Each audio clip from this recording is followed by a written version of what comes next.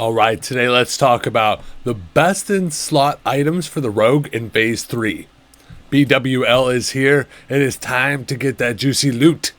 Now granted, depends on the path you go. You could already have most of these items. I'll explain what I'm talking about at the end. So I'm going to go over the pre-raid best in slot. I like to use WoW is classic, which is great. You're able to bounce between all the different phases. You can switch between daggers, swords, depending on what specialization you're going. Let's look a little closer though. So as far as the straight 8 piece out of BWL, that's what you're getting. You're getting all the main core 8 set across the board. The big part is the set bonus. The set bonus is why you're after that.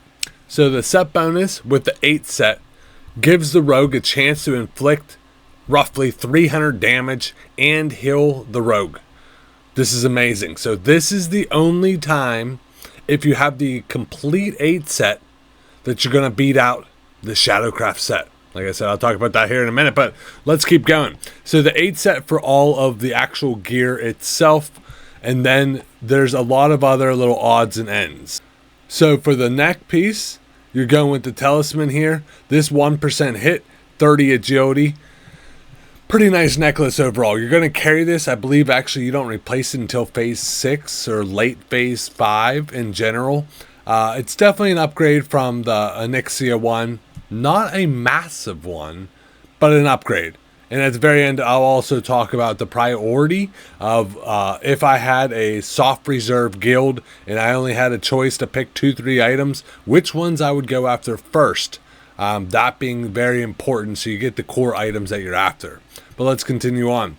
So for the Cloak of the Fire Maul, this one is great. 12 stamina, not terrible. 50 attack power. This one is a nice little upgrade from the one you get off of the last boss of MC and the Black Baron that you get out of Strat. So this is a nice upgrade, not massive, but it is a nice upgrade. Now going to the gloves, the only thing I kind of disagree with, there's 2 things. So it depends on the path you want to go. So the way they have this set up looking is they go with the Age Core Leather gloves out of MC because you get the +5 to daggers. But you're giving up the set bonus. So I think the damage would be pretty close comparing to how much damage you get off the Age Core Leather gloves and a secondary piece versus and then going with the boots, you'd go with the boots of the Shadow Flame, 2% hit. These are massive, 44 attack power. These are a must. These are very high priority with the hit.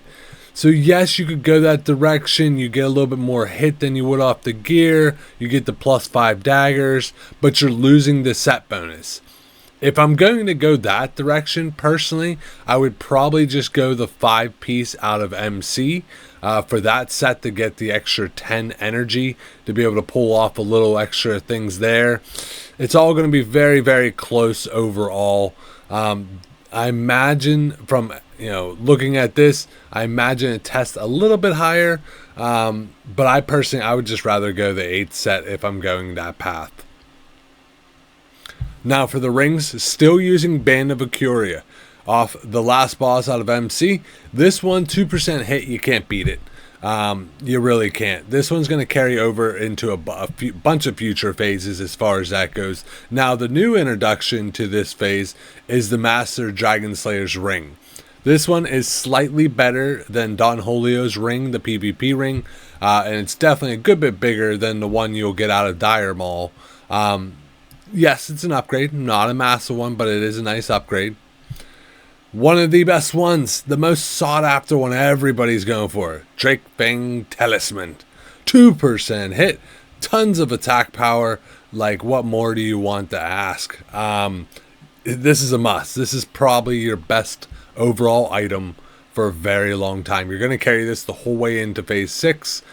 What you're going to couple with that is you should still be using the Hand of Justice. So if you have not got this out of BRD, get in there, get it now before they end up switching the kill to the final boss and it becomes a lot more difficult to get. So grind it out now. Tons of videos how to solo it. I'm going to make one how to solo it. And I skipped over the weapons, but let's circle back here. So Perdition Blade is going to still be the best dagger main hand.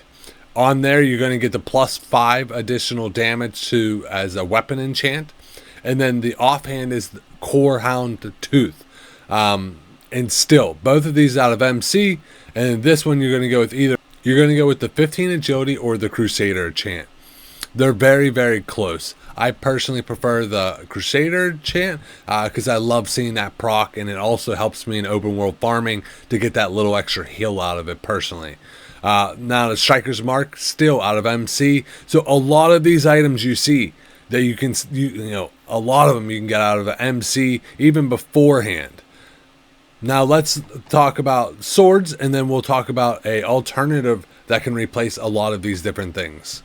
So with the swords, hands down, you want to get the 8 set overall as far as that goes for the BWL Bloodfang set. So hands down, definitely, landslide better. The only reason you would switch it on the daggers is because you wanted the Age Core leather gloves, and then you were going with the different boots as far as that goes. But that's when I'd probably go MC 5 set on that. Now here, the 8 set, 100% you're going to use. Nothing else is going to change. The amulet, the trinkets, the rings, all of that's the same. The only now difference is obviously the swords. So you are getting a nice upgrade from MC. It's not like daggers where you're still using the same daggers. Chromatically tempered sword, huge upgrade. This one, tons of strength, agility, stamina, the damage per second, everything you want, but everybody's gunning for this. So, you're now going to be competing against every warrior that also wants this. Now, as far as the offhand, the Rune Blade of the Black Flight, very nice. +4 to swords, like, what more do you want? It's like best of both worlds. It's like getting the gloves enchant already built into the sword. This one is excellent overall. So a lot of people are gunning for both of these. So these overall are going to be very difficult to get your hands on. Realistically, it's probably a lot easier to become dagger spec because you're not competing against as many people when it comes to getting your main gear, which is the actual weapons itself. Everybody's gunning for these weapons in this trinket. So first, let's talk about the alternative I'm talking about. So the alternative I've been talking about, the shadowcraft set. This set you can get out of just farming the regular dungeons. You pretty much need to go in every single dungeon, from Stratholme to Skullomance to Upper Blackrock Spire. You can buy some of the pieces off, just off the auction house. They're not very expensive. The whole reason why, the 6 piece is what you'd be going after. So chance on melee attack to restore 35 energy. That's huge. So that's going to give you more chances to cast more abilities, to be able to proc more poisons, to be able to create more combo points for eviscerates. It starts stacking quickly. So this set is super, super comparable to the BWL 8 set. And it's 2 extra, you get this before going into BWL. So you should get this now, because then if I can unlock that, my mindset is okay, now I don't need to roll and use my soft reserves on all of the actual different sets, the Bloodfang sets overall. So now I literally just unlocked multiple pieces for what I want to be able to go after. So for me, my soft reserves now, I'm going hard for the trinket. I'm going hard for the boots.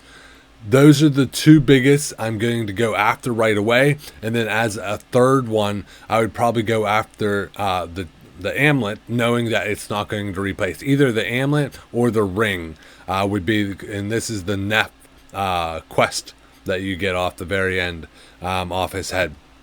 So personally, I would go amulet, trinket, boots. I would get the 6 piece off the shadowcraft set. And you would be so comparable.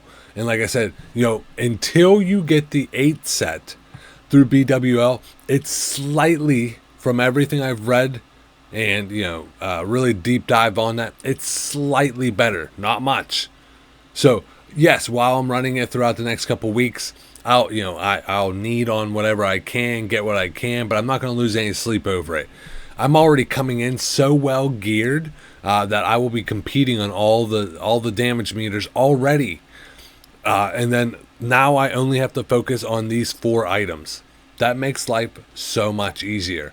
Now, if I was swords, obviously my big priorities that I would be going after is both of the swords, and then I would either be going for the boots, same deal, because I don't need all those. I would be going with both swords, and then going with the Shadow Flame boots and the trinket. So I'd probably go swords, trinket, and then next run go boots, amulet. Something like that would be the lineup I did if I was sword spec. Hopefully this was helpful though. Check out the shadowcraft set. I plan on doing a much more deep dive on that. It's an amazing set that realistically you're not going to replace deep until phase 4.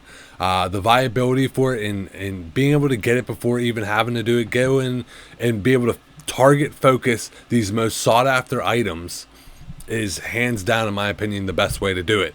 But there's lots of great new items coming with BWL in phase 3. I'm super excited to get my hands on some of these, especially this trinket. I'm trying so hard. I finally got a chance to roll on it. Dropped last week. I rolled a 6. Yeah, so it might be a couple weeks until I get my hands on that. But hopefully this video was helpful. And until next time, guys, game on.